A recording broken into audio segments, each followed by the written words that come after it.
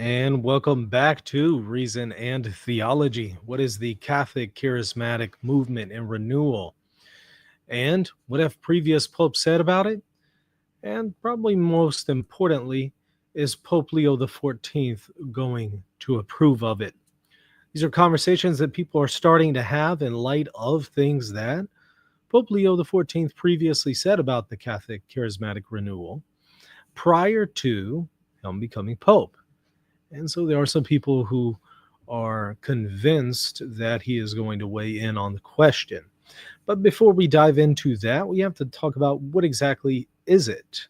This might be something that you've heard of, maybe you haven't, but we're going to start from the very basics, cover what it is, look at what some popes have said about it, and then explore what Pope Leo XIV might say about it. Before we do that, however, I want to remind you, hit that subscribe button, hit the like button, show me support, and let me know that you appreciate the content. So let me share my screen and let's go ahead and maybe dive into what exactly is the Catholic Charismatic Renewal or movement that's been going on in the Catholic Church for a number of decades. So Catholic Charismatic Renewal, CCR, is a movement within the Catholic Church. And it's part of the wider charismatic movement that spread across various Christian denominations, which really began, Azusa Street revival, and probably the beginning of the 20th century. You have a number of Pentecostals and Protestant and non-denominational charismatics who began to manifest this phenomenon. And so it began there and it has spilled over into the Catholic Church.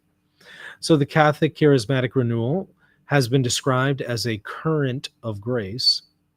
It began in 1967, so just after the Second Vatican Council. Remember, Vatican II closed in 1965, and at this time, so much is going on. And there's a lot of confusion going on during this time.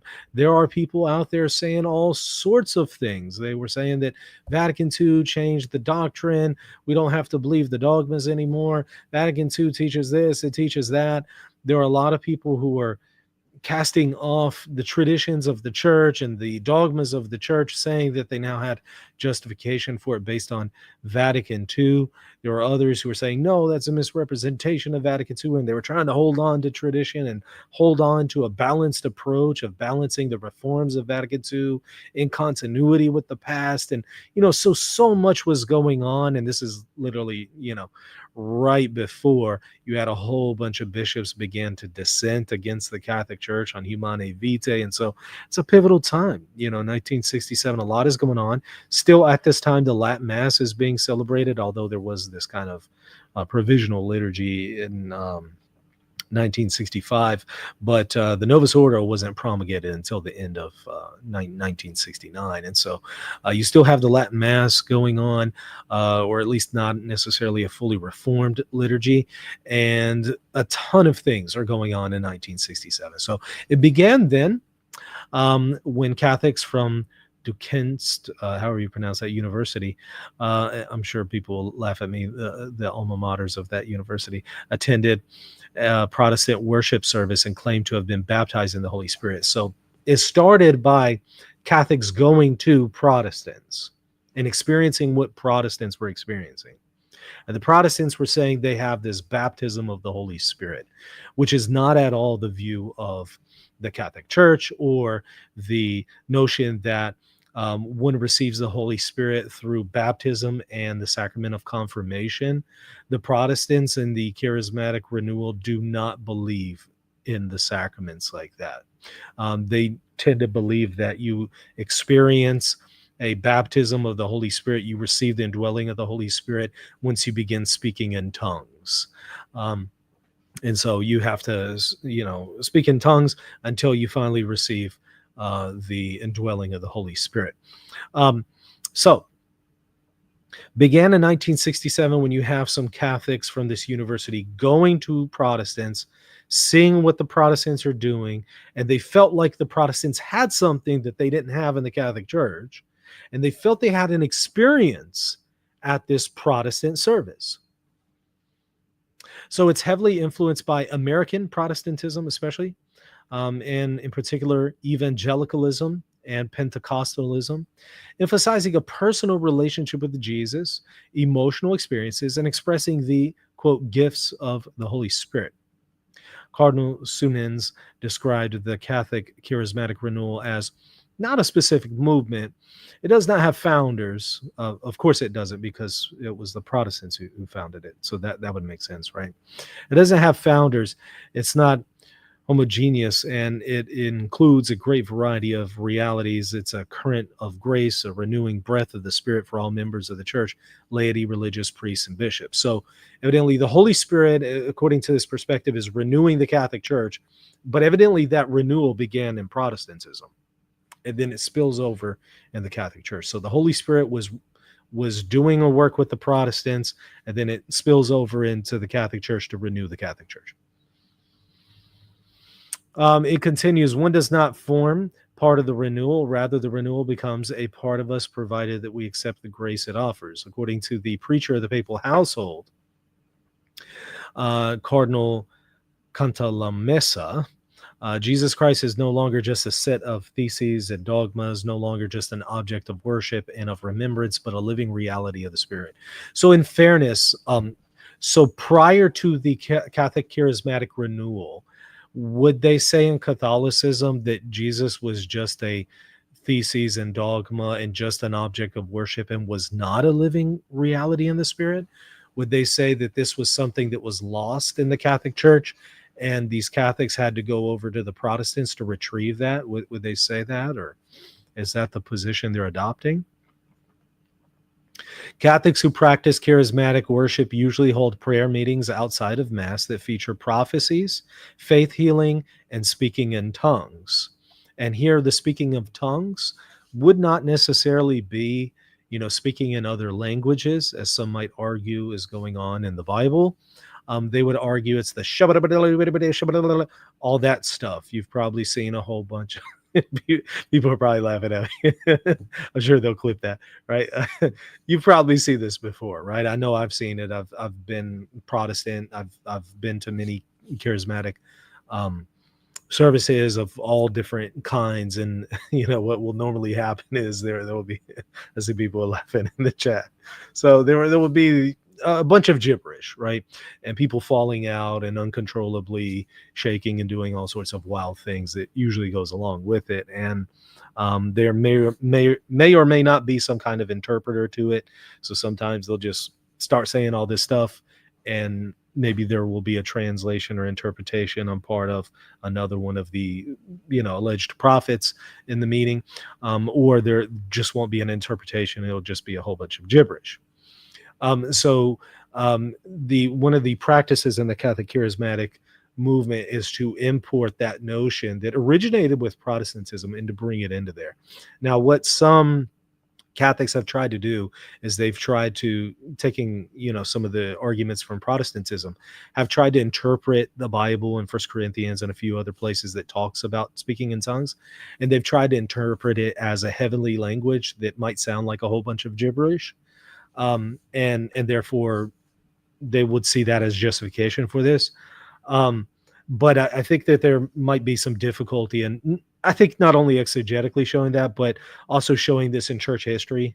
There does appear to be a significant absence of this in church history. In fact, the only case that I can think of in church history where you have a person doing this whole bunch of gibberish stuff appears to be a heretic who fell out on the floor. Montanist, the founder of Montanism, it would fall on the floor uncontrollably and start speaking a whole bunch of gibberish.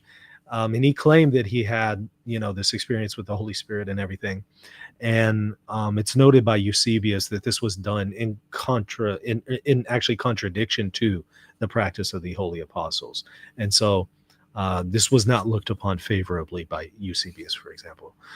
So that's actually the only time that I've seen that phenomenon in church history, up until you have, at the turn of the 20th century, you have Protestants starting to engage in this phenomenon. And then that's imported into Catholicism, and some Catholics are, they're going to try to justify it in a few ways.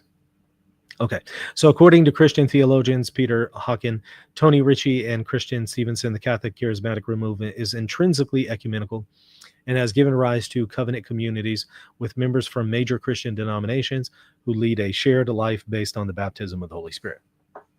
And so this notion of the baptism of the Holy Spirit, there's going to be different ways in which a Catholic may try to reconcile that with the notion that one receives the Holy Spirit through the sacraments of baptism and confirmation. So how therefore can you speak of another, reception of the Holy Spirit or indwelling of the Holy Spirit when you already have the Holy Spirit from baptism and confirmation? There's different ways in which they attempt to square that circle. And so, okay, so that's just a quick overview of what it is. Now, what have some popes said about it in the past? Well, for instance, we see Pope Paul VI.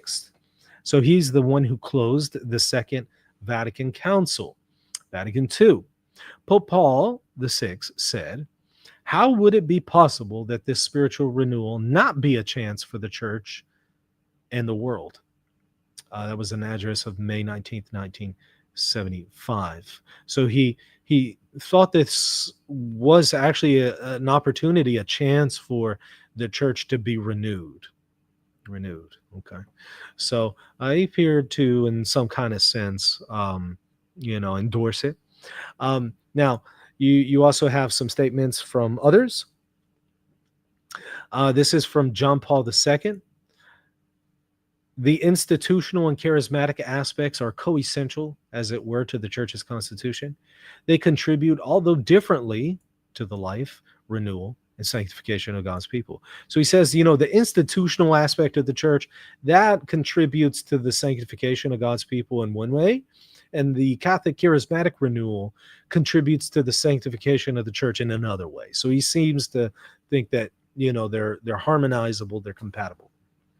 It is from this providential rediscovery of the church's charismatic dimension that before and after the council, a remarkable pattern of growth has been established for ecclesial movements and new communities.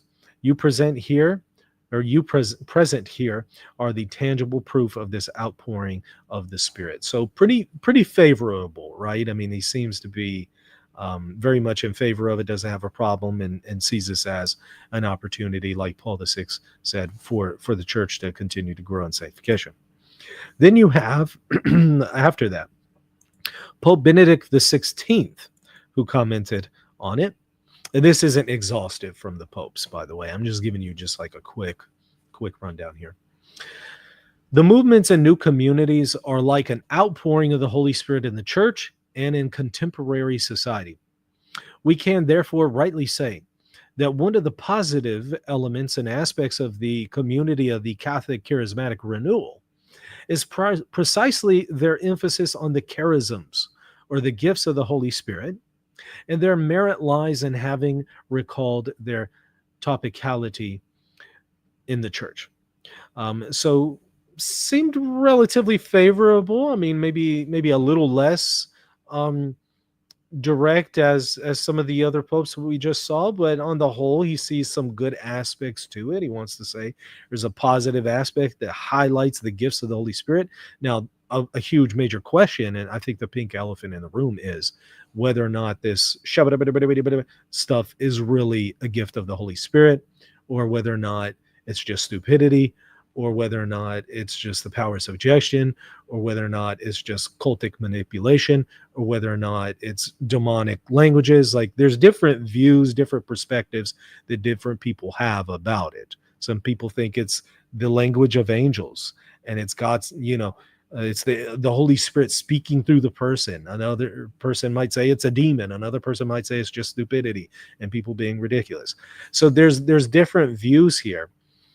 So when he says it's good that they're emphasizing the gifts of the Holy Spirit, I think the question remains, however, the things that may be highlighted in some Catholic charismatic circles, is that in fact a gift of the Holy Spirit? And if it is, where was it for all this time in church history? Why did the Holy Spirit not manifest in this way for so long, and wait until Protestants to bring it back, revive it, and then to bring it into the Catholic Church? Why did it originate outside of the Catholic Church?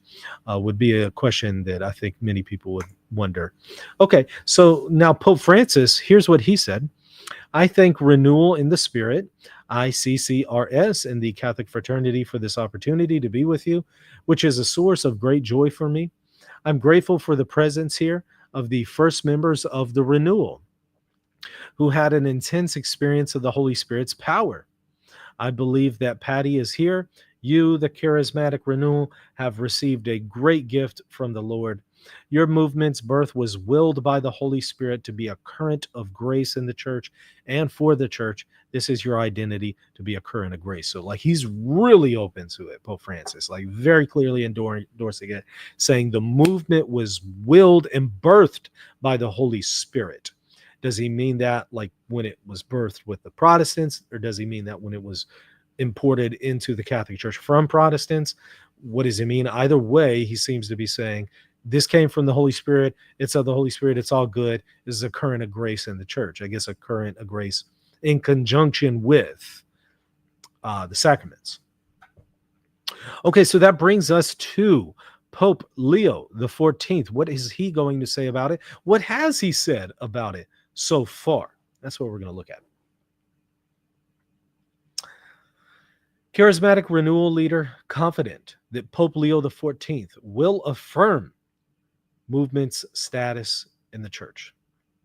So there are Catholic charismatic leaders who feel Pope Leo XIV is going to give them a big shout out and endorsement. Why do they feel that? Well, here's why. A leader of the Catholic Charismatic Renewal said he believes that charismatics will enjoy harmonious relations with Pope Leo XIV following a mixed experience with Pope Francis, whose efforts to centralize the grassroots movement at the Vatican raised concerns among some members. I truly believe Pope Leo will be very supportive of the Renewal and of other lay movements, said Shane Bennett, the director of Mission and Faith Formation at the Holy Spirit Seminary in Brisbane, Australia. What do we know about him? Was that he was supportive, or what we do know about him was that he was supportive of the Charismatic Renewal in his own diocese back in Peru. Let's stop there. So he's saying back when the Pope had a diocese in Peru, he was supportive of that movement, the Catholic Charismatic Renewal in Peru. Okay, so will he as Pope be supportive and endorse it? Well, if what the previous popes have said about the matter would inform Pope Leo, and if what Pope Leo has previously said about the matter, it looks like he's going to endorse it and be in favor of it. Unless you take the position that when a pope becomes a pope, he radically becomes a new person and significantly changes, and he's a blank slate, and his previous beliefs don't actually map on to what he does in the future, which 99% of the time is not the case. 99.9999% of the time, when a bishop becomes a pope, they usually retain their same views in the vast majority of cases.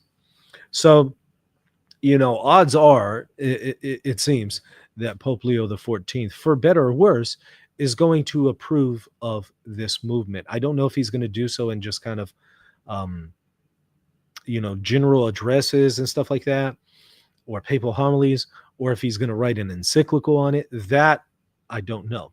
But let's continue.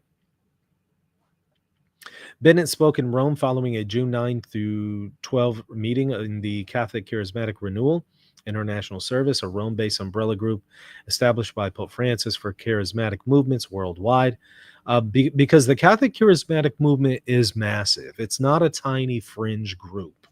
It's very large. It's probably much larger than your Latin Mass community, significantly larger. And so this represents a very significant amount of Catholics in the Catholic Church. It's not a minor thing that you could just say, well, just a few Catholics believe this. Bennett serves as Charis coordinator of the Commission of Communities. Pope Francis was not initially supportive of charismatic movements in his native Argentina. In a 2024 private audience with the president and members of the National Council of Renewal and the Holy Spirit, the late pontiff said he had once likened the group to Samba school and not an ecclesial movement. During the meeting, Francis promoted the role of Charis as a coordinating organization to support smaller charismatic groups around the world, and encourage the movement to take to the heart the indications I have left you and journey on this road of communion with other movements in accordance with the Vatican body. Not all charismatics welcomed the policy. Bennett said, I think there's always a reaction when leaders are decisive. The fact that Pope Francis gave us 3 goals, if you like, some people would see that as controlling. So some people within the Catholic Charismatic Removal are in tension with, at odds with, they have a tension with the hierarchy, with the bishops, with those who are in authority, which is a very common theme with the charismatic movement, and with phenomenons like this, in other situations. Usually there is tension between those who think that they have like a special grace of the Holy Spirit, versus those who have the institutional role and leadership role within the church. There's often a great deal of tension between these. You can even see that historically in some aspects of Eastern Orthodoxy, where some of these monks who felt that they had certain charisms were sometimes at odds with the local bishop. There were some tensions there historically. Francis charged the Spiritists with 3 forms of witness when he inaugurated Charis in 2019: baptism of the Holy Spirit, unity and communion, and service to the poor. Bennett stressed that Francis encouraged the charismatic renewal along with other lay movements like Benedict XVI and John Paul II before him.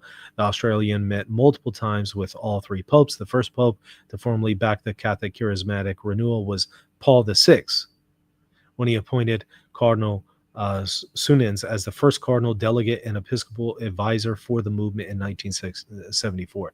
So they had a cardinal that was appointed to them as an advisor for the movement. And his apostolic exhortation, which was released in 75 and the 10th anniversary of the close of Vatican II, he described the movement as a hope for the universal church. And John Paul II spoke of it as a new evangelization. Benedict XVI's desire for all baptized Catholics, he said, to take responsibility for their participation in Jesus's mission and the life of the church and the world. We saw a few other quotes from them. There's been an incredible continuity of support and encouragement, which I expect will continue. So the popes have overwhelmingly, it appears, been in favor of the Catholic Charismatic Renewal. Leo XIV has already been in favor of it previously as a bishop. It appears he is going to do so today. However, it still raises a number of practical and theological questions, how some of these things that take place often within Catholic charismatic circles, if they're compatible with Catholic dogma, if they're compatible with Catholic sacramentology, the notion of the sacraments, and if the origin of this is compatible really with the notion of the church and ecclesiology.